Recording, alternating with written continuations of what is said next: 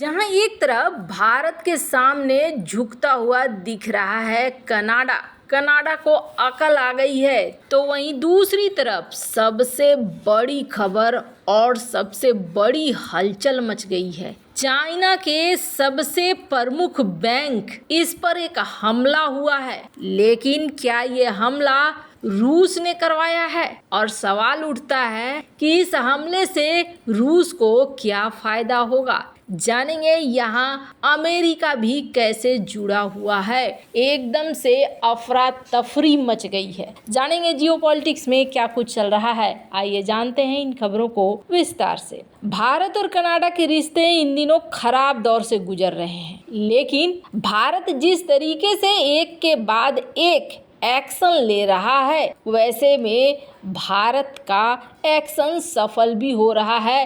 रास्ते पे आ रही है चीजें। कनाडा की विदेश मंत्री मेलिनी जोली ने कहा कि वो भारतीय विदेश मंत्री डॉक्टर जयशंकर के संपर्क में हैं। दोनों देशों के रिश्तों को सुधारने की कोशिश जारी है। मेलिनी जोली ने कहा कि ये समय दोनों देशों के लिए मुश्किल है, क्योंकि दोनों देशों के रिश्ते दशकों से मजबूत हैं। कनाडा की विदेश मंत्री को जापान के टोक्यो में G7 की बैठक में शिरकत करनी है। इससे पहले मीडिया से बात करते हुए मेलिनी जोली ने ये बातें कही। प्रेस कॉन्फ्रेंस के दौरान कनाडा की विदेश मंत्री से भारत के रिश्तों को लेकर सवाल किया गया। इस पर उन्होंने कहा कि जब भारत की बात आती है तो वो पहले भी कई बार कह चुकी हैं कि वो अपने समकक्ष एस जयशंकर के संपर्क में हैं। हम जानते हैं कि ये हमारे संबंधों के लिए खराब समय है, लेकिन मुझे विश्वास है कि हम इस मुश्किल समय से निकल जाएंगे। हमारे साझा हित है और हम मिलकर इसका समाधान निकाल सकते हैं। बीते दिनों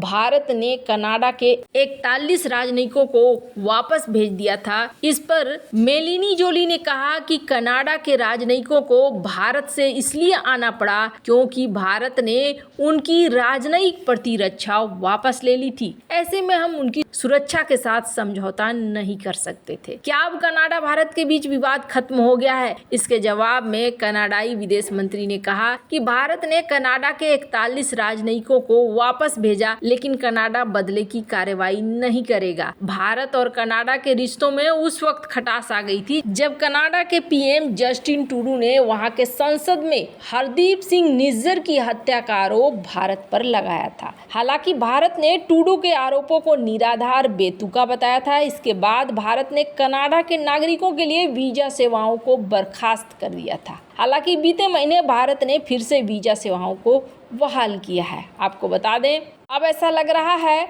जैसे कनाडा जगह पर आ रहा है। और सबसे बड़ी बात क्या है कि ये जो मैडम है, ये वो हैं जिन्होंने कभी सरेआम घोषणा किया था कि वो भारत के राजनयिक को निकाल रहे हैं। खैर, जहां एक तरफ ये सब कुछ हो रहा है, तो वहीं दूसरी तरफ एक बड़ा ही हड़कंप मच गया। और ये हड़कंप मच गया चाइना के अंदर इस तरीके का हड़कंप मच गया कि कल का 24 घंटा पूरा का पूरा अफरा तफरी में बीता है। क्यों बीता है तो आपको बता दें, चाइना की इकोनॉमी जिस तरीके से डामाडोल चल रही है, कभी उसके लिए अच्छी खबर आ रही है तो कभी उसके लिए बुरी खबर आ रही है। जैसे कि चाइना के लिए सेंट्रल बैंक जो चाइना का है, उसने ये कहा कि हम लोग ऑन ट्रैक हैं, ठीक रास्ते पर चल रहे हैं और समय पर हम लोग चीज़ों को ठीक कर लेंगे। चाइना के अंदर ये हलचल मचा दिया है लॉकबीट ने। और लॉकबीट ने कल का दिन ऐसा कर दिया कि उनके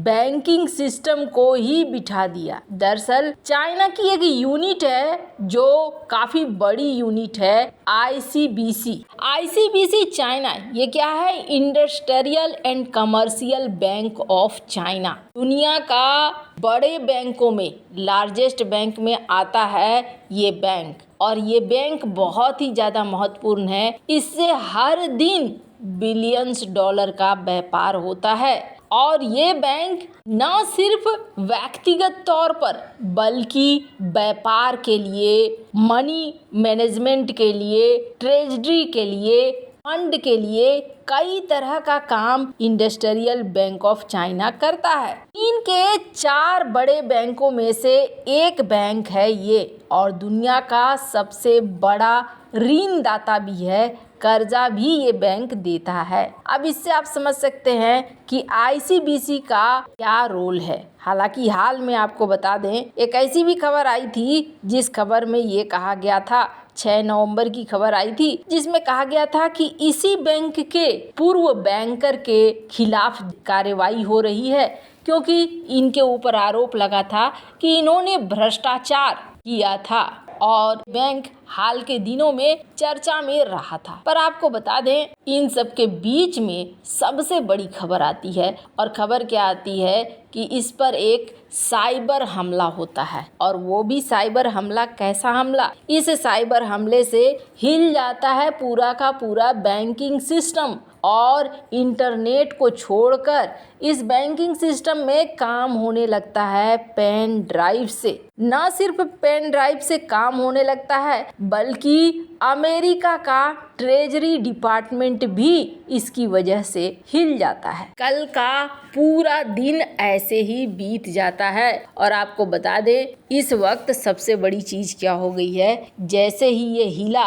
वैसे ही अमेरिका भी हिल गया। पर जब ढूंढा गया कि आखिर इस साइबर हमले को किया किसने है, तो फिर पता चला कि ये जो साइबर हमला है, इस साइबर हमले को किया गया है लॉकबिट नाम के ग्रुप ने। जो तथ्य निकले हैं वो तथ्य और भी ज्यादा चौंकाने वाले हैं। लॉकबिट क्या है? एक ग्रुप है। ये एक वायरस छोड़ते हैं, और इस वायरस के द्वारा, हैकिंग के द्वारा पूरा का पूरा सिस्टम का डेटा चुरा लेते हैं। और जब ये डेटा चुरा लेते हैं तो उसके बाद ना ये डबल एक्सटॉर्शन करते हैं। ये टैक्टिक्स अपनाते हैं कि आप हमें पैसे दो, वरना आपका डेटा हम जाकर डार्क वेब में छोड़ देंगे, यानी दुनिया को बेचने के लिए रख देंगे। अब इसकी वजह से सबसे ज्यादा हिला हुआ है चाइना का ये बैंक। और आपको बता दें, पैसे किस तरीके से लेते हैं ये, तो ये टिपिकली डिमांड करते हैं बिटकॉइन, और बिटकॉइन में ये पैसे मांगते हैं।